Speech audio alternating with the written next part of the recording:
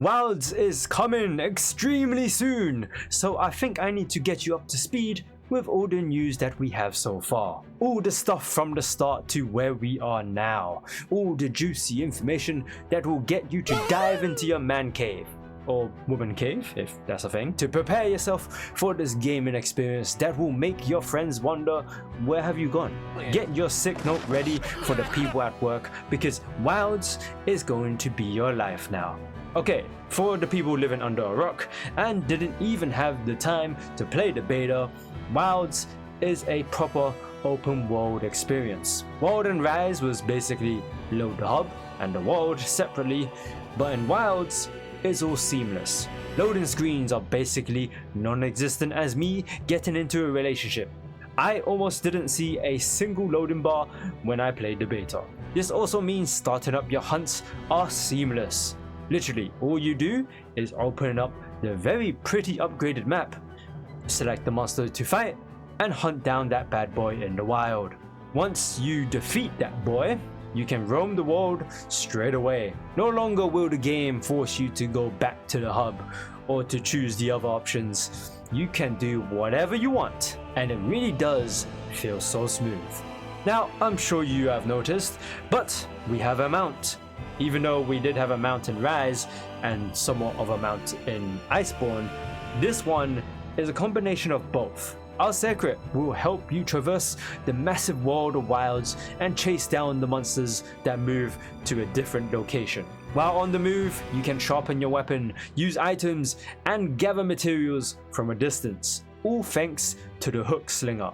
That hook slinger is a game changer. When I said it gathers materials from a distance, I really mean distance. The distance is insane. I would even call it broken. And of course, this slinger can be used to activate any environmental traps, so be sure to keep your eyes open for any traps. If you have a ranged weapon equipped, you can fire it while on the Seikret.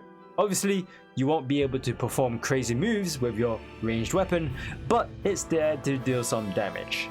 Alright, time to really get into the meat of things. Weapons. The main thing you need to know about the weapons is the focus mode. This new mechanic is extremely important for you to learn because I tried to fight monsters without it, and even though it's possible to not use focus mode, you will miss out on huge damage if you don't use it. On the surface, focus mode is used to aim at specific parts of a monster.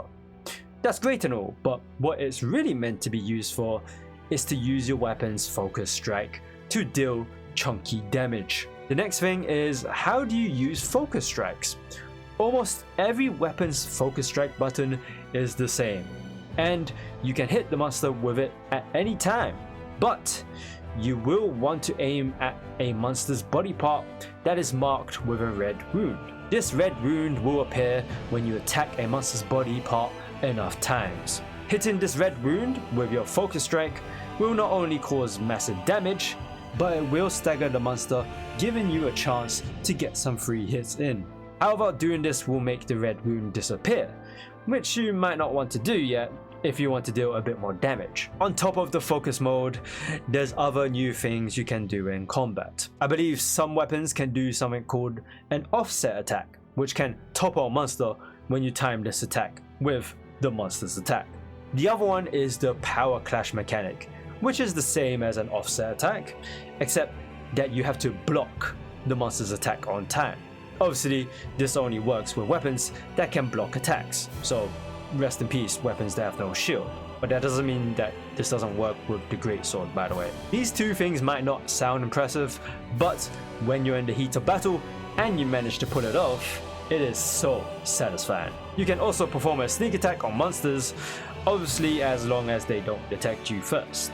Monster Mountain makes a return, but it's slightly different this time. Compared to World, in Wilds, you have to manually press the mountain finisher, I think.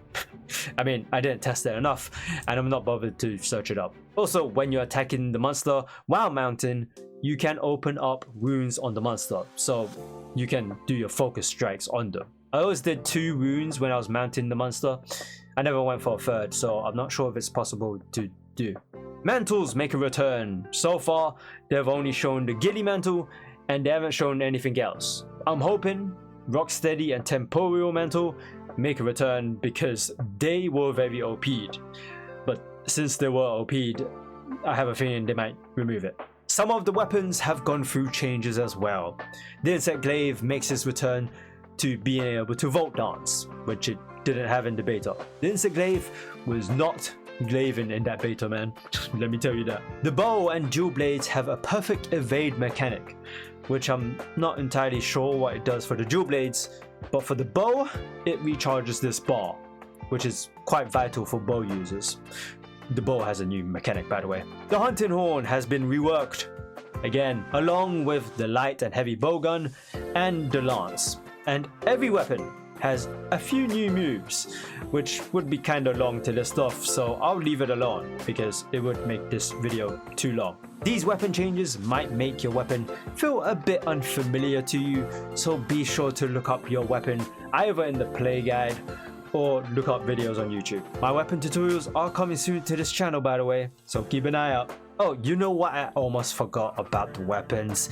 It's the fact that we can hold 2 weapons. That's right, you can bring 2 weapons with you while you're on the hunt. At first, it didn't seem like a huge deal for me, but as I've played through the beta, it was actually helpful. This one fight I had against this monster made me feel like my weapon was not doing enough damage. Then I swapped my weapon midway, and it felt like I was doing better damage. There's also other ways you can make use of having another weapon, such as the one that was considered OP until the devs found out about it and changed it.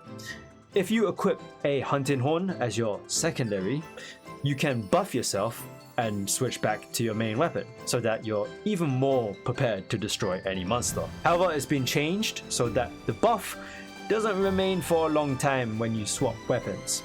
But if you're maining the Hunting Horn and not swapping to another weapon, then the buffs stay on longer. Jumping back into the open world, pop-up sites can be placed around the map and they can be customized so that you can make them look pretty. They also can be destroyed by monsters, so make sure not to lead them to your sites. Unless you want to troll your friends that are using them, then go ahead. If a site gets destroyed, you can rebuild them by either waiting for them to be rebuilt or by using your research points to quickly revive them. There is a limit of 4 pop-up sites that can be placed in the map, so choose wisely where you want to place them. It was like that in the beta, so I'm not really sure if they'll change that number in the full game. These pop-up sites are your respawn points for when you die, but if there are no pop-up sites, then you just respawn at the main site. The sites work like any other campsite. You know, you can eat meals, sort out your inventory, change weapons and armor, you know, the usual. The map has a dynamic weather system, which means that after some time has passed, the map's weather will change. Not only does this weather look cool, but it will affect the environment. For example, some monsters and other wildlife will only appear under a specific weather. And I also think the weather changes some monsters' behavior. I remember reading something about monsters becoming more aggressive when the map is under whatever weather effect. The in-game map has been extremely upgraded. As you can see, the 3D map gives you a much better look at where stuff is and the whole topography of the area. It also tells you when monsters will appear or disappear from the map, just so you don't waste your time running into a monster only to find out it's leaving in 3 minutes. Since the weather changes every now and then, the map can tell you when the changes happen, which is great for helping you prepare for those monsters that appear under those weather effects. As for the regions we'll be exploring, so far they've only shown us 3 main locations. You have the Windward Plains, which every beta player had the chance to explore, and it feels like the Wildspire Waste, but much bigger. The Scarlet Forest, which looks like any other forest, except when you enter this very beautiful red zone. And the last location, Oil Well Basin, and this looks like a volcanic type of region. All of them are interconnected, meaning that you don't need to load up another map. You can simply walk through to the next location. I'm guessing that there will be a fast travel option to jump between these spots, which would obviously hit you with a loading screen, or maybe just a black screen. I'm guessing it should be fairly quick to load up these areas. Not really sure if it will be fast on PC, but that depends on your PC setup. It's time to trash your Windows 98 and, you know, actually get an upgrade. The eat-in meals system has been improved, so that is much easier to understand. To be honest, I need to take a look into this. I wasn't paying too much attention to it, but I do know it's much more simple than World. I was too busy fighting monsters and not thinking about having a meal. I mean, I did have some meals, but I just needed it to increase my health. I'm hoping meals still have stat buffs and other things like the one that saves your death count. Some monsters come in packs, so be sure to equip that large dung pod to get rid of them.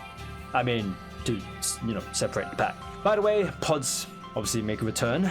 There's a few new ones as well, so be sure to know what each pod does. I picked up a bleeding pod one time and I have no idea what it does. SOS flares not only calls in random players, but they can also call in bots to help you fight monsters, just in case no one answers your call for help. I feel like the bots would come in much later when there's less players, but who knows. Armor is no longer limited to male and female variants, meaning that you can wear any armor piece from both sides. You can make your man wear a dress or your woman wear actual pants instead of always wearing shorts or other wear. I'm gonna be honest, girl armor sets always look better than the guys, in my opinion. There might have been a few guys' armor that look good, but to me, the majority of the girls' armor look much better.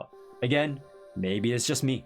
But hey, at least you can get your hunter dripped out, no matter where it's from. And finally, skills not only appear on armor, but they also appear on weapons. So be sure to see what skills your weapon provides so that you can build your strongest armor set to destroy these monsters. Also, upgrading your weapon can give you more skills on top of the existing one that they have. Building your perfect armor set has gotten a bit more interesting. That's all the information that I've got for this godsend of a game. Now I know I didn't list off the monsters we'll be fighting because I feel like monsters should be kept as a surprise. And to be honest, I didn't want to butcher the names. If you want to see the monsters we'll be fighting, I'm sure you can look it up. Of course, I might have missed out something. If I did, drop it in the comments below. Remember to give the video a like, share it with others, subscribe to the channel for more Wilds content to come, and I'll see you guys later.